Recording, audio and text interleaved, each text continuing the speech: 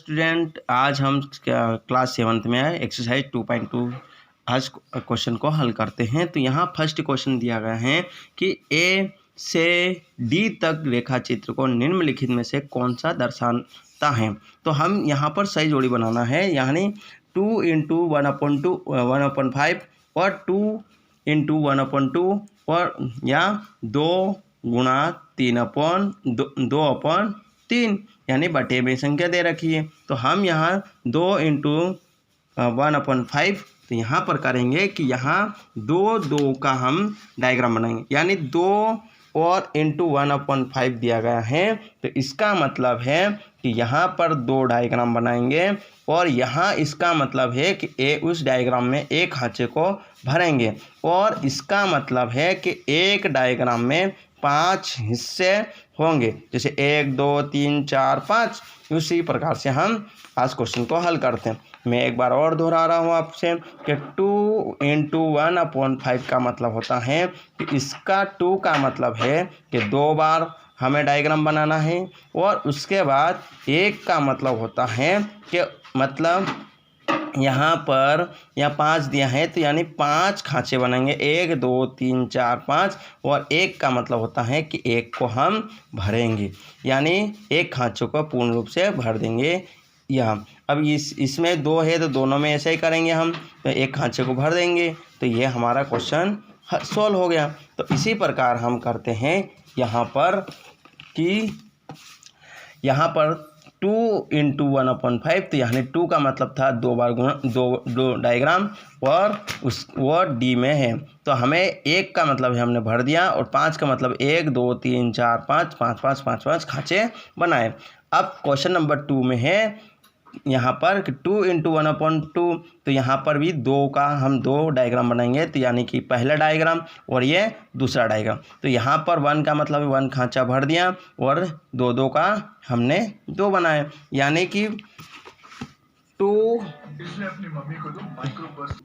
तो यहाँ पर हम करते हैं 2 × 1/2 तो यानी इसका मतलब है, एक बार और मैं दोहरा रहा हूँ, इसका मतलब है कि हम 2 खांचे 2 डायग्राम बनाएंगे और 1 का मतलब होता है कि 1 को भरना और 2 का मतलब है कि उस डायग्राम में 2 डायग्राम करेंगे। अब 1 का मतलब है उसको 1 को भरेंगे, तो यहाँ पर हमने 1 को भर दिया। इस प्रकार से या तो इसको भर सकते हो या तो इसको भर सकते हो, दोनों में से किसी को भी भर सकते हो। तो ये हमारा आंसर हो गया। अब यहाँ पर देखो, यहाँ पर हमने हल किया है। अब यहाँ पर तीसरा क्वेश्चन, यानी 3 का मतलब है हमें 3 डायग्राम बनाना है और इंटू 2 का मतलब है कि उस डायग्राम में 2 खांचों को भरना है और 3 का मतलब होता है बटे वाली को, क्या उन 3 डायग्रामों में हमें 3 के खांचे बनाना। तो देखो यहाँ पर 3 तो ये 1 2 3 और 2 तो 1 2 1 2 1 2 हमने कर दिया, यहाँ भर दिया और 3 का मतलब है 1 2 3 1 2 3 1 2 3 हमने इसको खांचे बनाए।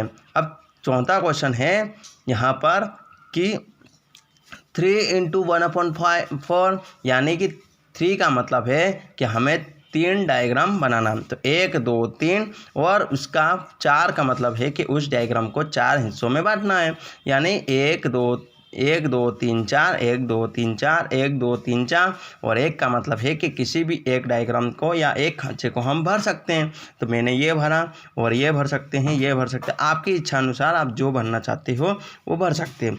अब हम क्वेश्चन नंबर 2 लेते हैं। यहाँ पर अब 2 में दिया गया है कि ए से सी तक कुछ चित्र दिए हुए हैं, बताइए इनमें से कौन सा निम्नलिखित दर्शाता है। यानी हम यहाँ पर इसका डायग्राम कौन सा है उसको दर्शाना है और दिखाना है।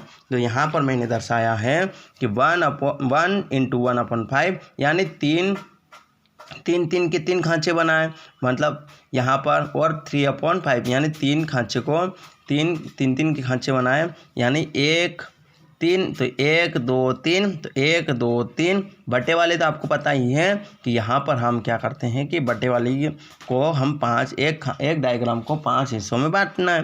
तो 1 2 3 4 5 मैंने 5 हिस्सों में बांट दिया, सभी तीनों को 5 हिस्सों में बांट दिया। अब ऊपर वाली संख्या जो 1 होती है उसका मतलब होता है कि उन 5 खाँचों में से एक खाँचे को हमको भरना है पूर्ण रूप से।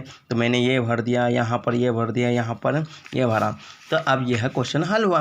अब यहाँ 2 × 1/3 यानी 2 का गुणा 1/3 में किया तो यहाँ पर प्राप्त हुआ 2/3 यानी 2 × 2। तो यहाँ पर हमने क्या करा कि 1/2 को 2 है तो 2 कर दिए। तो इसका मतलब है कि हम 1/3 के 2 डायग्राम बनाएंगे, जिसमें एक को भरेंगे और एक डायग्राम को 3 हिस्सों में बांटेंगे। तो यहाँ पर 1 2 3 यानी हमने 2 डायग्राम बनाए। अब 2 डायग्राम बनाने के बाद में मैंने क्या किया कि 3 खाँचे बनाए और 3 खाँचों में एक का भर दिया। तो यहाँ पर फिर उसका सोल्व किया 2/3 यानी कि उसको दर्शाना भी है, यानी एक डायग्राम बनाना है। तो यहाँ पर एक डायग्राम बनाया और नीचे वाली संख्या जैसे 3 तो 1 2 3 3 डायग्राम 3 खाँचे बनाए और 2 का मतलब है ऊपर वाले को 2 खाँचों को भर दिया। तो यह हमारा क्वेश्चन हल हुआ।